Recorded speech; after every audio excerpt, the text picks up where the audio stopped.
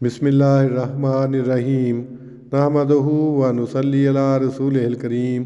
صحیح البخاری کتاب الغسل باب 23 عرق الجنوب وان المسلم لا ینجسو، یعنی جنبی کا پسینہ اور یہ کہ مسلمان پلید نہیں ہوتا۔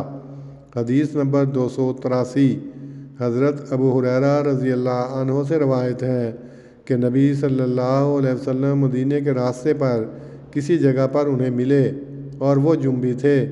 وہ کہتے تھے میں آپ سے جھجک کر پیچھے ہٹا اور پھر وہ گئے اور نہائے، اس کے بعد آئے تو آپ صلی اللہ علیہ وسلم نے فرمایا ابو ہریرہ تم کہاں تھے؟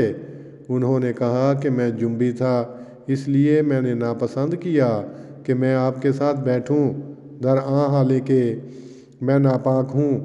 آپ نے فرمایا سبحان اللہ، مومن تو ناپاک نہیں ہوتا۔ اس باب کی تشریح میں لکھا ہے کہ اس کتاب کے شروع میں مفصل بتلایا جا چکا ہے کہ جنبی کے پلید ہونے کے متعلق کیا کیا خیالات پائے جاتے تھے، جن کی اصلاح حضرت صلی اللہ علیہ وسلم نے فرمائی۔ امام بخاری غسل جنابت کے متعلق احکام شریعت اور سنت نبویہ پیش کرنے کے بعد یہاں ان لغو خیالات کی تصدیق کرنا چاہتے ہیں۔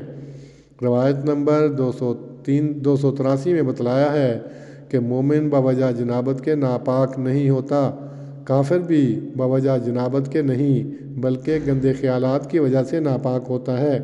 حدیث کے الفاظ میں پسینے کا ذکر نہیں، مگر امام بخاری نے ضمناً استدلال کرتے ہوئے رائج شدہ خیال کا رد کیا ہے، یعنی جب مومن پاک ہے تو پھر جنابت کی وجہ سے اس کا پسینہ بھی ناپاک نہ ہوگا۔